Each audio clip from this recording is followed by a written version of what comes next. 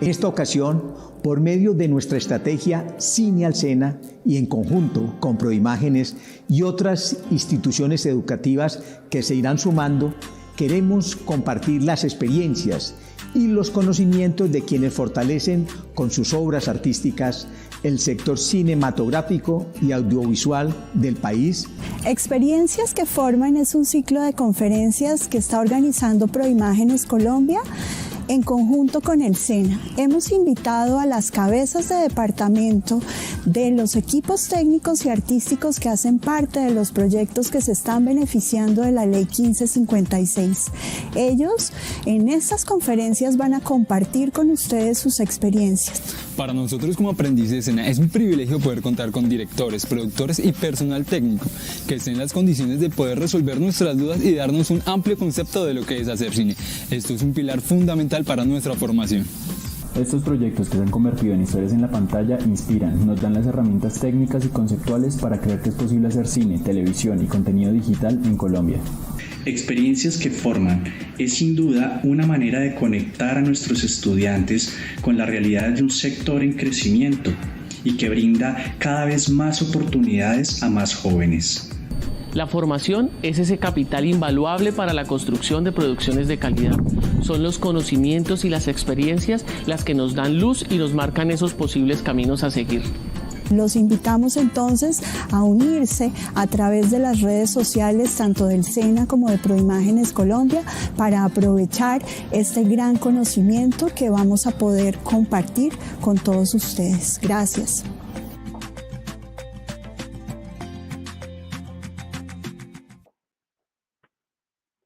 Hola, buenas tardes. Yo soy Daniel Pérez y les doy la bienvenida a este espacio que se llama Experiencias que Forman. Es un espacio, una iniciativa creada por el SENA y por Proimágenes Colombia. Quiero iniciar por animar a las personas que se van sumando a través de las redes sociales para que participen en este ciclo de charlas que cada vez más nos va acercando a las experiencias de rodaje en Colombia en diferentes etapas de la producción audiovisual. Antes de continuar, quiero saludar a David Calero, quien nos va a acompañar a lo largo de este conversatorio. Él es nuestro intérprete de señas. Y también quiero darle la palabra a Silvia Echeverry, quien es la directora de la Comisión Fílmica Colombiana Proimágenes Colombia. Gracias, Daniel. Qué dicha verte de nuevo hoy. Hoy tenemos una charla bien interesante, ¿no? Tenemos dos invitados de lujo nuevamente. Primero, Pedro Dávila, productor ejecutivo que se mueve como pez en el agua en diversos países latinoamericanos en eso de producir televisión y producir películas.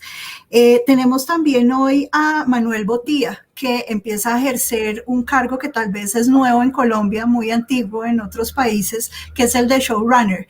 Entonces, ya Daniel les dirá en más detalle toda la trayectoria de estos dos invitados que tenemos hoy, pero les quería agradecer mucho el estar con nosotros el día de hoy y el compartir su experiencia. Como ustedes saben, lo que nosotros buscamos en este programa es que estas personas que saben tanto les enseñen a todos nuestros estudiantes que se conectan cómo llegaron allí. Entonces, muchas gracias Pedro, Manuel, gracias Daniel y gracias nuevamente a los equipos del SENA y de Proimágenes Colombia que hacen posible que podamos llegar a ustedes con estas experiencias que forman. Suerte pues. Silvia, muchas gracias. Como decía, son dos invitados de lujo. Hace un rato, fuera de cámaras, estábamos hablando de la experiencia de ellos y de verdad es un honor poder contar con ellos y que nos puedan compartir también de toda esta labor que han trabajado en torno a la producción audiovisual.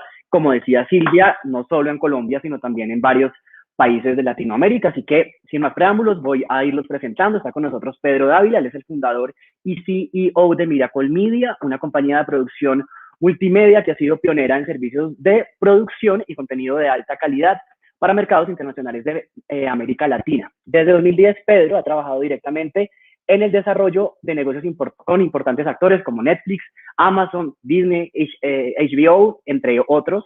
Ya vamos a ir poco a poco entrando como en cada una de esas experiencias. Pedro, gracias por estar con nosotros y buenas tardes. Gracias, Daniel, por invitarme. Gracias, Silvia, por la introducción, por tenernos acá, darnos el espacio encantados de compartir con los estudiantes. Estamos todos en constante cambio, en constante evolución, todos aprendiendo. Entonces, está muy bien este espacio para aprender un poco entre todos. Así es, Pedro. Además, no solo vamos a hablar de producción, sino de producción en pandemia, que ya entraremos en ese capítulo. También está con nosotros Manuel Botía, él es productor de contenidos también de Miracle Media, tiene experiencia en desarrollo y producción de proyectos audiovisuales en formatos premium para HBO, Prime Video y Netflix, y se especializa también en el área de adaptaciones audiovisuales de obras literarias. ¿Qué nota, Manuel, esto de las adaptaciones de obras literarias? Bienvenido, buenas tardes. Hola Daniel, muchas gracias. Gracias por la invitación. Como dice Pedro, todos estamos aprendiendo de este medio. Siempre, cada año se vienen cosas nuevas, entonces nuevos retos, entonces todos estamos en ese constante aprendizaje. Bien, Manuel, gracias. Para iniciar, Pedro, esta conversación, me gusta ir como de lo general a lo particular. Hablemos de los proyectos en los que ahora estás trabajando y que además vienen como saliendo a la luz después de una época de pandemia. Gracias, Daniel. Pues estamos en una época, digamos, en una etapa muy bonita para Miracol como casa productora, para Colombia como país y en general para todos aquellos que están en la industria, digamos, de los contenidos audiovisuales. Estamos en una etapa de una sobredemanda de contenidos. La pandemia ayudó a incrementar eso, la gente vio todo lo que había y esto acompañado, digamos, al cambio tecnológico donde empiezan a salir todas estas plataformas y todas necesitan diferenciarse con un contenido de calidad, pues hace que sea un momento muy emocionante para todos los que disfrutamos de esta industria y trabajamos en ella. Hoy estamos nosotros en Miracol habiendo recientemente lanzado en Netflix un programa que se llama Haunted, que es la adaptación de un show que ya existe, la versión americana con los amigos de Propagate en Estados Unidos, hacen la versión para Estados Unidos y Netflix nos pide hacer una versión latinoamericana, la cual tuvimos la fortuna de grabar en Colombia. Una vez que fueron aprobados todos los protocolos de COVID para grabar durante pandemia, y son casos mexicanos y de Argentina y colombianos, pero grabamos 100% en Colombia, con 100% con talento colombiano, trajimos un director mexicano, pero hicimos uso, digamos, de todos los beneficios que nos apoya el gobierno en Colombia y fue un proyecto para Netflix muy bueno y con el que todos estuvimos muy contentos y que lo pueden ver ya ahí en la plataforma de Netflix. Estamos por el otro lado en Argentina por lanzar una serie muy, muy grande de ficción que se llama Santa Evita, la cual terminamos de rodar hace 10 días, pero sale en Disney, en la plataforma Star Plus hasta junio de este año. Pero pues un proyecto muy interesante que lo hace nuestra casa matriz Nonstop en Argentina. En México estamos actualmente produciendo otra serie para Disney y un show de cocina grande de estudio para Netflix. Y eso nos ha tenido como ocupados, digamos, en México. Yo en este momento me encuentro aquí. Y en Colombia estamos actualmente con Netflix también trabajando en una serie documental de casos misteriosos, no sé si paranormales sea la palabra correcta, pero sí misteriosos, una serie documental.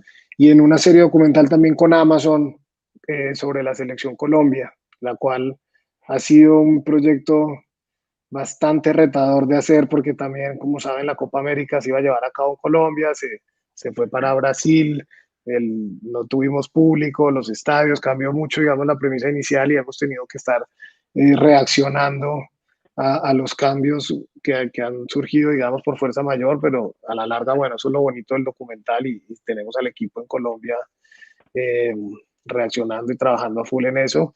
Entonces estamos muy contentos, estamos llenos de trabajo por todas partes y con mucha ilusión de lo que viene y con mucha necesidad de formar gente y de traer gente profesional y con ganas de trabajar porque claramente vemos una escasez, digamos, vemos que va a haber un cuello de botella en los crews, hay más necesidad de equipo y de proyectos que la cantidad de gente que está formada y con experiencia. Entonces estos espacios creo que son muy valiosos para empezar a identificar talento y empezar a comentarle a la gente la necesidad que hay de talento bueno detrás de cámaras y delante de cámaras. Gracias, Pedro. La mirada, obviamente tuya, mucho más desde la producción ejecutiva, y vamos a ir también hablando con Manuel. En esos mencionaste 1, 2, 3, 4, 5, 6, 7 proyectos en esta primera pregunta. ¿Cómo es tu labor y tu rol en todo este mar de proyectos maravillosos que nos estaba contando Pedro, Manuel? Pues realmente somos un equipo de varias personas en Miracle. Pedro tiene, digamos, una labor titánica de estar encima de todos los proyectos, pero ya digamos como que en las partes de producción o en las partes de contenido, somos diferentes personas que vamos entrando por proyectos. Yo en este momento me encuentro de esos 7 proyectos, que faltó también uno ahí, de los que mencionó Pedro, estoy en 2 proyectos. Y digamos como que me muevo más en la parte del contenido, ¿sí? En la parte, digamos, principal del desarrollo de los proyectos. Y otro que sí acabamos de terminar también, pues lo terminamos en marzo, lo rodamos en pandemia, estamos en postproducción, un proyecto de comedia que hicimos para Netflix. En ese proyecto estuve showrunner, estuve desde, digamos, el nacimiento de la idea, que fue una idea que hicimos con Pedro Dávila, y se desarrolló en conjunto con Netflix, lo rodamos en marzo. Realmente era un proyecto que teníamos para rodar en abril, en el año de la pandemia, y tuvimos que cancelarlo y esperar un año para poder rodarlo, pero logramos en marzo y estamos terminando la postproducción. Pero es, digamos, esos proyectos que sí he estado en todo el proceso, pero como te digo, como también son muchos proyectos, vamos moviéndonos, digamos, de uno a otro para poder, digamos, facturar, tener muy buena factura en cada y calidad en cada proyecto, ¿sí? Entonces, un poco mi labor está por ese lado. Manuel, ¿cómo ha sido, digamos, si hay diferencias o al contrario, si hay cosas en común, el trabajo en los diferentes países que ahora nos decía Pedro que tienen ustedes? Hablábamos de Argentina, de Colombia, México. Entiendo también que las fases de preproducción y post pues cambian. Nos contabas ahora, Pedro, que Haunted fue rodado acá, yo estoy en Colombia, pero sí me gustaría que habláramos de las dinámicas de la producción audiovisual en estos 3 países, por lo menos, que era lo que estaban ahora mencionando. Si encuentran algunos temas en común, si hay diferencias desde lo cultural, desde los mismos oficios de la producción audiovisual que se encuentran. Vamos por ahí.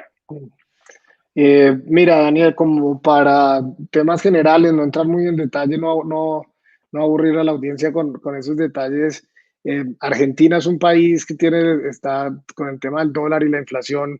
A veces, por un lado, hace que pareciera ser más eficiente para grabar si eres una empresa extranjera que va con dólares, pero luego al otro lado la inflación hace que sea difícil presupuestar, mantener los proyectos, digamos, con el presupuesto que se había hecho.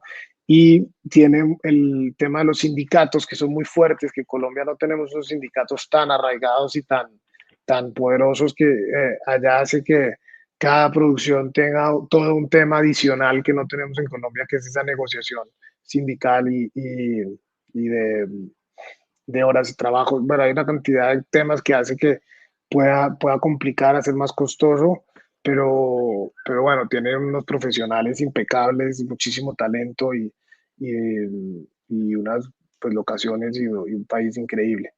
Luego en México, en Colombia a veces trabajamos un poco más de forma mensual. México casi todo está hecho por forma semanal, los pagos de los cargos. Ahí te diría que hay, pues, obviamente por el tamaño del mercado y de la población hay como más crew, hay más gente formada.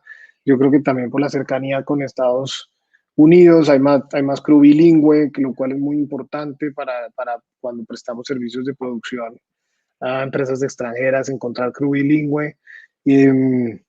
Y tienen también una fórmula una forma de trabajar que viene del cine, con cámara suelta, cámara al hombro, 2 cámaras, o a veces se van a una unidad, una sola cámara, tiene una gran factura, pero asimismo, digamos, en Colombia creo que hay también un tema más de ímpetu, proactividad, de berraquera, como decimos nosotros, donde en México a veces sentimos que tenemos que tener a 3 personas para realizar un cargo que en Colombia lo hacemos con una. Y eso pues hace que cada país tenga sus ventajas. Ahora, el país, Colombia, sí está hoy en día más avanzado que cualquiera en Latinoamérica y diría de los pioneros en el mundo con todo el tema de incentivos, beneficios, todo el trabajo que ha hecho Silvia y su equipo, todo el trabajo del gobierno. Eso juega mucho a favor porque eso en México no solamente no existe, sino que los que existía, el gobierno actual los ha estado eliminando. Entonces, si bien el país ofrece más lugares y biodiversidad y es más fácil la cercanía con Los Ángeles, luego los incentivos de Colombia y toda la organización y el contrato de mandato, todo lo que prevé la ley de cine para poder prestar servicios para extranjeros de una manera fácil, digamos, transparente y clara, nos sirve mucho y Colombia está años luz en eso con los demás. Gracias, Pedro. Manuel, desde tu perspectiva, igual, la misma pregunta de los 3 países que nos respondía Pedro, pero pues desde la producción ejecutiva, en tu caso desde la producción más de campo y de contenidos, ¿cómo lo ves? No te oímos, creo, no sé si tienes el micrófono apagado. Ay, perdón. Sí, cada país tiene sus fortalezas y creo que lo importante acá es que, y se ha visto en los últimos 15 años más o menos, es que igual digamos como que ese proceso de globalización, digamos de estar intercambiando conocimiento con diferentes países, optimiza mucho los procesos también y se está aprendiendo mucho. En Colombia falta mucho aprender, por ejemplo, de optimizar y tener metodologías muy, muy claras y lineamientos muy claros en producción y en desarrollo. Pero pues se está aprendiendo mucho. En estos últimos años se ha crecido demasiado en eso. Encuentra uno ya gente que tiene una formación muy buena. Sin embargo, falta un camino, digamos, por recorrer. Pero sí hay como un ímpetu de la gente en Colombia de trabajar muy fuerte en el sector audiovisual que no se encuentra en otros países. Pero un poco lo importante es cómo se va aprendiendo de eso. En el caso, por ejemplo, de la televisión, en Colombia no sabíamos hacer realities, pero llegaron los argentinos un poco a aprender, a enseñarnos y aprendimos muy bien. Y en Colombia, digamos, ya tenemos un conocimiento, un know-how muy claro sobre cómo hacer realities y ahora exportamos un poco ese tipo de contenidos.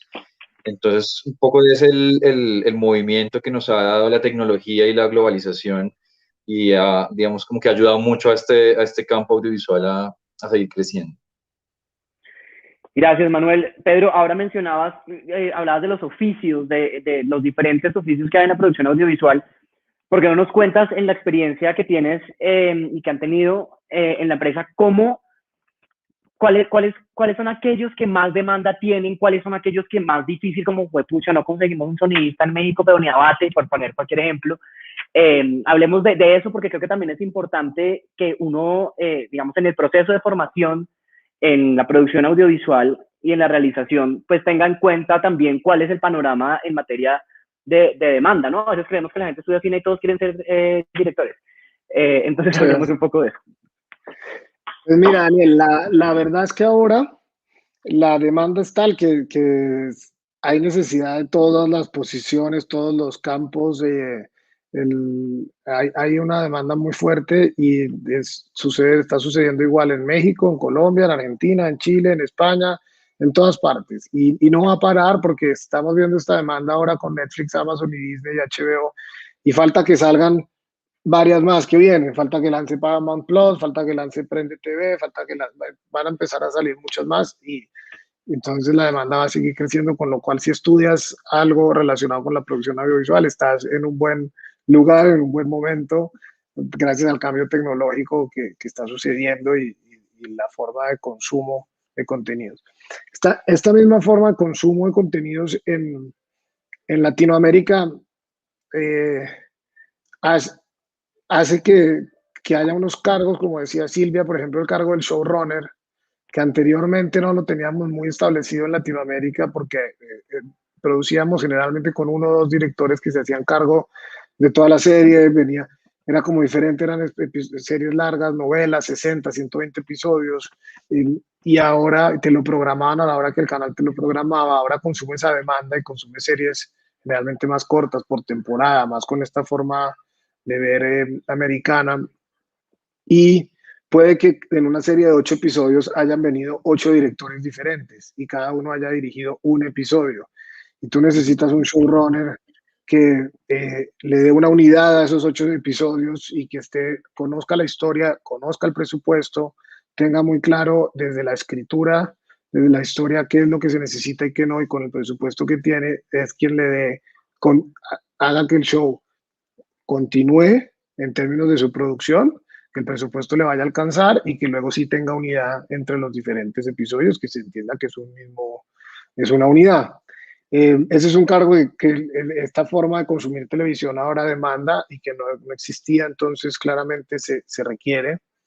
Luego, todo parte por la historia y los escritores nunca serán suficientes. Siempre estamos buscando nuevos escritores, tratando de darle la oportunidad a nuevos escritores, a buscar escritores jóvenes, frescos, que traigan nuevas ideas, que cuenten ya desde esa visión. No creo que necesariamente uno tenga que tener 30 años de experiencia para ser un gran escritor. Al contrario, hoy en día, por ejemplo, la serie que estamos escribiendo con Disney, de las 2 escritoras tienen 23 y 25 años y hacen unas cosas increíbles y nos dejan siempre sorprendidos con cómo le dan la vuelta a las situaciones. Entonces te diría que en el lado de la escritura hace falta gente, el cargo del showrunner, obviamente directores de foto. Hoy en día hay ya esa entendimiento por una linda factura, y en Latinoamérica antes pasabas muy por encima del tema, digamos, de la factura, ¿no? Y ahora cada capítulo de una serie de televisión es como una película de cine y cada capítulo está cuidado hasta el más mínimo detalle. Entonces el director de fotografía se vuelve supremamente importante, los directores, todo el departamento de arte, cámara, etcétera. Estamos cortos de directoras, mujeres, de escritoras, bastante. Hay muchas historias hoy en día que la gente quiere volver a hacer, pero son historias de punto de vista femenino y hace el mayor sentido que lo dirija una mujer. Hay oportunidad para todos ahora, mejor dicho, sin duda en el campo de la escritura y de dirección y de dirección de foto y de este cargo del showrunner, es donde más estamos necesitando gente, pero en todos los demás hay y habrá muchas oportunidades. Gracias, Pedro. Y perfecto para introducir, ahora que terminas hablando de que faltan escritoras mujeres, para introducir esta pregunta a Manuel, vámonos al contenido. Nosotros hace un mes más o menos en este mismo espacio hablábamos con los productores ejecutivos de Shark Tank para México y para Colombia también. Y les hacía una pregunta que la voy a abrir en dos, viendo los formatos en los que están trabajando ustedes ahora, de acuerdo a lo que hemos hablado, que por un lado está el reality, como decías ahora, Manuel, decías que Argentina nos ha enseñado también como mucho este formato y de las series. Y es cuáles son las narrativas, Manuel, que has visto, qué se está contando desde el reality, porque también tiene unos arcos y unos arquetipos y unos personajes, y desde las series. ¿Qué estamos contando? ¿Qué ves allí? Digamos, como que el tema importante en la construcción de estos realities siempre es encontrar unos arcos que puedan generar una empatía pues con el público muy fuerte, ¿sí? Entonces, ya digamos como que en el tema de las historias arquetípicas no hay nada nuevo, pero sí digamos como que hay que basarse en las cosas que existen, que es el viaje del héroe, todos, el maestro, el viaje del héroe, el encuentro con el maestro, los conflictos, todo digamos eso. es importante el momento de construir historias, digamos, como que poder agruparlas bien y estructurarlas, que es algo que, por ejemplo, en Estados Unidos tienen súper claro todos los escritores para todos los formatos. Pero aquí, digamos, como que esa narrativa las podemos encontrar muy bien, se construyen muy bien, pero lo importante en esta época ha sido el papel de la mujer realmente, ha sido como algo que ha sido un tema que se repite y que ha sido importante porque de pronto era una narrativa que había estado muy callada, que no se le había dado mucha voz. Entonces, en los formatos tanto de ficción como no ficción, realities, documentales o series, se está buscando cada vez más poder contar esas historias en voces de mujeres, conocer esa narrativa, que además son muy distintas a las que se han venido construyendo y si rompen muchos esquemas y muchos clichés y realmente han dado nuevas historias. Y uno puede ver series que son muy distintas, son muy revolucionarias hoy en día, digamos como que tienen ese factor femenino de fondo. Entonces es como algo de esta época muy común que se está viendo y se está explotando muy bien. Digamos que por ese lado, en todo tipo de formatos que podamos ver. Gracias, Manuel. Pedro, vamos a irnos a la historia de vida. Hoy estás al frente de Miracol Media, pero uno cómo llega allá, ¿usted cómo hizo? Como si alguien está ahora viéndonos y dice, yo quiero hacer algo así, como pues todos los caminos son diferentes, pero ¿cómo fue el suyo? Daniel, te cuento, el mío empezó por el derecho, empecé estudiando derecho, pero en realidad desde esa época, te digo que en realidad el mío empieza por una especie de pasión por representar talento, por trabajar con el talento. Desde pequeño estaba como con ese interés de las agencias de representación, las cuales yo había tenido la fortuna de conocer en otras partes del mundo, pero veía que en Colombia no, eso como que no estaba todavía formado. Yo ahí empecé a estudiar Derecho con un énfasis en propiedad intelectual, como en interés, toda la parte de propiedad intelectual y trabajando en mis primeros trabajos en oficina de abogados, empecé a trabajar para canales de televisión. En ese momento, después de estudiar, había trabajado en una oficina de abogados en Colombia, después de estudiar en Colombia en la Universidad de los Andes. Me pude ir para Francia, París, a hacer una especialización en Derecho Internacional. Empecé a trabajar ahí y en la oficina de abogados que trabajaba en Francia, empezamos a trabajar para el canal francés, para TF1. Y ahí empecé a entender un poco cómo era la parte de la negociación de los contratos, de la compra de los derechos que ellos hacían, la compra de los derechos del Roland Garros, del Wimbledon, cómo compraban formatos de otros países y los adaptaban. Y yo un poco estaba representando y aprendiendo un poco ahí de la forma de hacer negocios en la industria basados en la propiedad intelectual, casi todo como compra y venta de derechos. Y en ese momento, pues con esa intención del talento y de representar talento, tuve la fortuna de conocer a alguien en una empresa que hoy se llama Endeavor, antes se llamaba IMG, y ellos tenían una agencia muy grande de representación de talento, pero no tenían oficinas en Bogotá.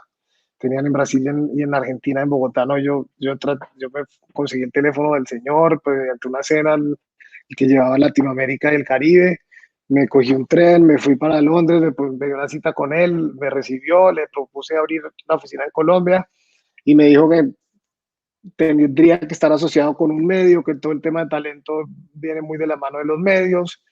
Y empecé a tocar puertas, en particular una prima mía, Cristina Palacio, gran productora, estaba trabajando en Caracol, hablé con ella, le dije, mira, está sucediendo esto, y ella me abrió las puertas con Caracol, con el área de nuevos negocios. El área de nuevos negocios me dijo, mire, estamos interesados en la parte de talento, vamos a empezar a abrir esto, y empecé a trabajar ahí en Caracol en el año 2004 con el tema de talento por un tiempo, y después, por cosas de la vida, la distribución internacional del contenido de Caracol la hacía un tercero, y ese tercero en el 2004 se le acaba el contrato y Caracol resuelve hacerlo directamente y abrir una distribuidora que se llamaba Caracol Inc.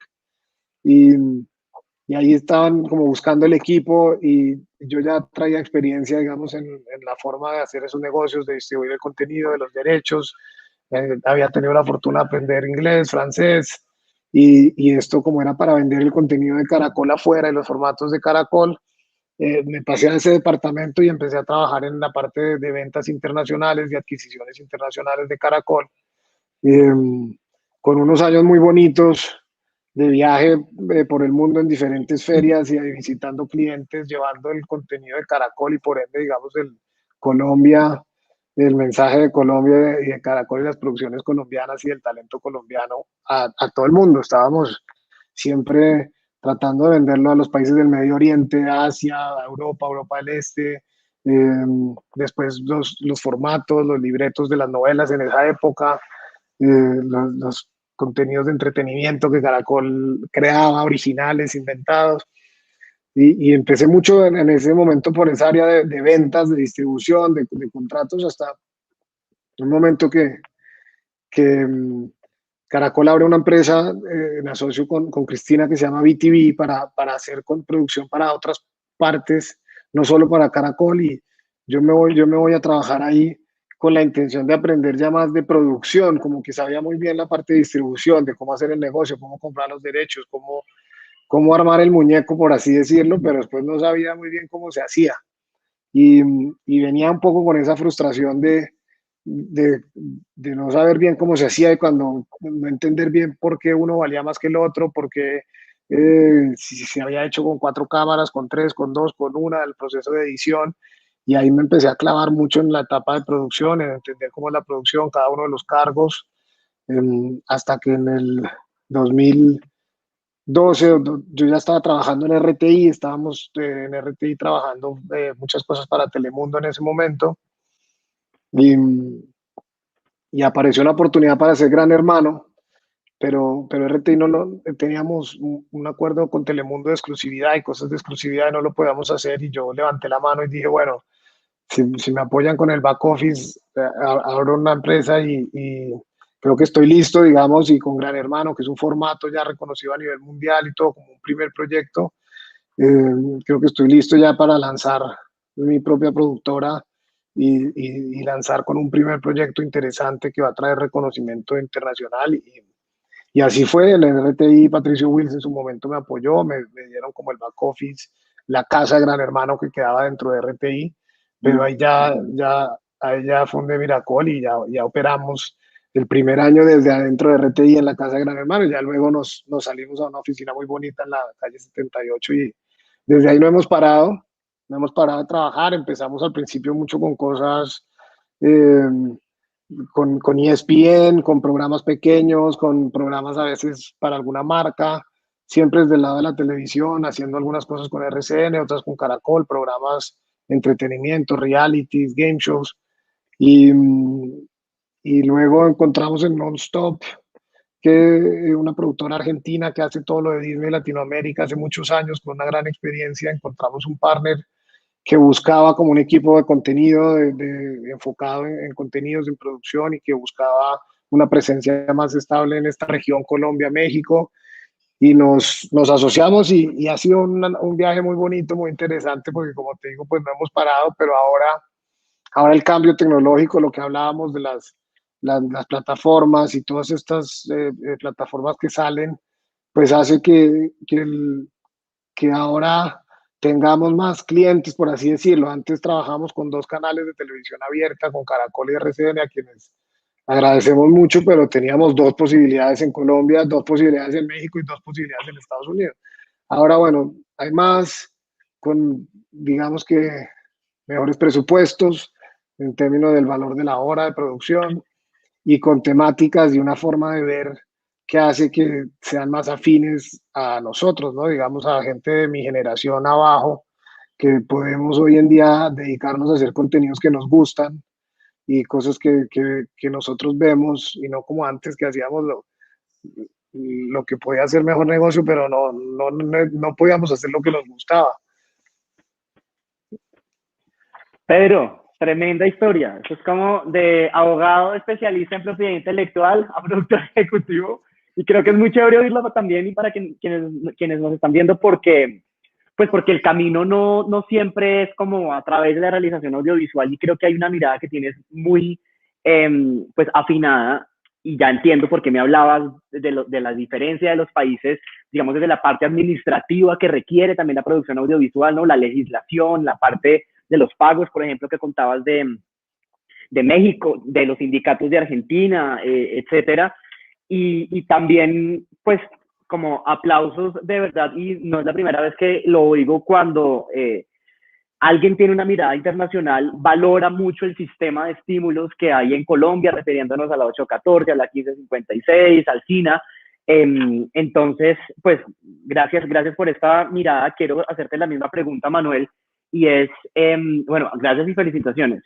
Pedro Gracias, y Manuel, ¿cómo has llegado también? Pues ahora eres productor de contenido en Miracol, además que tremendo juego de palabras tan chévere, el nombre de la empresa.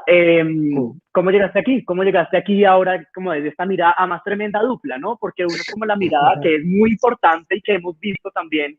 Bueno, yo anteriormente trabajaba en Proimágenes, que es necesario, ¿no? Como todo ese back office para poder acceder a los estímulos, toda esa organizatividad y constitución empresarial que se necesita para cosas que puede que sean aburridas y que se salen del marco artístico, pero que hay que hacerlo. Pues, digamos, para algunos, digo, aburrido para algunos. Exacto. Y por el otro lado, pues, Manuel, desde pues tu inmersión en los contenidos, ¿cómo llegaste a donde estás? Sí, pues, digamos como que vengo de otra disciplina, digamos, por fuera del audiovisual, que también creo que eso alimenta mucho también la industria. Yo realmente vengo de la industria editorial. Yo estuve muchos años en la industria editorial, tuve una editorial independiente en Bogotá, alcancé a publicar a escritores como Elio Rosero, Carolina Sanín, y estuve un poco en eso. Era muy difícil, realmente es una industria muy complicada, pero pues digamos como que todo ese trato con escritores, con creativos, también trabajar en la parte, digamos, intentar pues tener todo, pues, manejar todo desde la imagen, diseño, corregir texto, lo que sea, o sea, leer mucho, seleccionar a escritores. Y pues por cosas del destino llegué a Miracle cuando estaba iniciando, y Pedro me invitó como a ser parte del proyecto. Realmente estaba apoyando en diferentes campos ahí, más que todo como también un poco el contenido, algunas cosas. Y ahí empezaron a llegar también muchos proyectos a Miracle, que empezaron proyectos pequeños, pero venían de afuera. Realmente tuvimos siempre como un imán para gustarle a gente de otros países. Entonces venía gente de Israel, venía gente de Chile y nos buscaban. Y empecé como a meterme un poco también en producción, y digamos que me fue muy bien, y ya me metí 100%, digamos que en la industria audiovisual, y dejé la editorial, pero digamos como que me ha funcionado muy bien ese conocimiento que tuve previo, porque en el campo de las ideas y digamos de las historias, pues esa experiencia ayuda mucho a buscar hoy lo que uno, para algún formato o alguna serie o algo, escritores, ideas, libros, etcétera. Entonces realmente uno nunca sabe, como que puede venir de diferentes disciplinas, pero siempre va a aportar a alguna industria en particular, como en esta audiovisual. Y pues así fue un poco el resumen de cómo terminé en el audiovisual y en Miracle. Gracias, Manuel. Además que siento que cada vez más vemos en diferentes mercados audiovisuales y demás este cruce de las áreas artísticas, ¿no? Hemos visto también cómo en novelas se han convertido en una gran producción, o viceversa, desde el punto de vista que termine siendo un libro y empiece siendo una producción audiovisual. Pues digamos, el BAM, el Bogotá Audiovisual Market, también ha hecho encuentros de este tipo, ¿no? Como de pues personas del sector audiovisual con el editorial, y hacer este cruce, pues que enriquece también mucho los productos. Pedro, una mirada hacia, ahora hablabas de las generaciones que están debajo tuyo, quienes están creciendo y tienen sus ojos puestos en el sector audiovisual, y con la experiencia que tienes, ¿qué quisieras decirles? ¿Qué quisieras dejarles? ¿Qué quisieras que te hubieran dicho a ti cuando te estabas graduando de los Andes? Bueno, por ahí todavía yo no sé si todavía ya estabas pensando en que ibas a terminar en el sector audiovisual, no creo, Pero bueno, digamos, cuando estabas en, vámonos a Gran Hermano, no, tampoco porque ya tenías la empresa. Antecitos, ¿qué te habría gustado que te hubieran dicho en este camino y que hoy lo pueden escuchar las personas que están interesadas en crecer en el sector audiovisual? Mira, te digo lo que les diría hoy, que creo que sería diferente de esa época, porque en esa época no había las facilidades tecnológicas que tenemos hoy. Y hacer una película, por así decirlo, o hacer una serie de televisión sí requería un poco más de maniobra en términos de presupuesto, contactos, ganarse estímulos, moverse, etc. Hoy en día no. Hoy en día lo que les diría a todos es que crean en su instinto, que no dejen de soñar. Hoy en día esta industria precisamente es la industria del entretenimiento, vendemos sueños, vendemos esperanza y precisa, hoy más que nunca esta industria permite a todos hacer esos sueños realidad. Todo el que tenga un sueño de ser director, de ser escritor, de ser director de fotos, de ser script, vestuarista, maquillador, todo el que quiera estar en algún campo, estar en un set de televisión, hoy en día más que nunca lo puede alcanzar con una rapidez que anteriormente no se podía. Y en particular hoy en día todo el que quiera hacer una película la puede hacer con su celular, y la edita ahí mismo, no hay limitaciones de presupuesto ni de tecnología. Entonces creo que hay que atreverse a salir a hacerlas, no hay que estarse poniendo, autolimitándose, que es que necesito la cámara HDR o que necesito esta cosa o que no, yo creo que hoy en día ya con un celular una buena historia es lo único que se necesita, y ahí la historia va a encontrar la forma de salir. Además, ya hoy en día el tubo, por así decirlo, ya no está controlado por dos, sino ya hoy en día tienes muchas formas por donde sacar tu contenido. Y si no es en Netflix, es en Amazon, se va en YouTube y se va gratis, si no te lo paga una marca, y si no tú mismo lo hiciste con los costos bajos. El televidente también, y más a raíz de la pandemia, creo que aceptó ver contenidos de forma vertical, horizontal, con no tan buena calidad, por Zoom, no por Zoom. Entonces, como digo, creo que ya no hay las limitaciones que había antes, y el único consejo que podría decir es no parar de soñar y no ponerse las limitaciones. Y si quieres hacer una historia y contar una historia, pues hoy más que nunca es tirar un guión y salir a grabarla con lo que tienes todo el día en el bolsillo, y ahí mismo puedes editar y tienes ya por dónde sacarle, la gente lo va a ver. Entonces yo creo que hay que lanzarse y hacerla. Seguramente la primera da aprendizajes y así, no hay que limitarse hoy por nada. Pedro, tremendo. Quiero sumarle tres cosas que vi pues en tu historia de vida, y es la capacidad de conectar ideas. Quiero hablar como de las relaciones públicas. Tú mismo mencionabas como, entonces, bueno, con mi prima, entonces, bueno, llamo a este tipo, con un tren, voy y le propongo que abra la oficina, ¿no? Como lanzarse, como decías, como asumir el riesgo. Y, obvio, aunque las plataformas hoy nos facilitan eso, pues igual se necesita esa determinación, porque pueden estar dispuestas, y si no hay esa determinación, pues igual va a estar uno como parado y esperando que las cosas sucedan. Manuel, la misma pregunta para ti.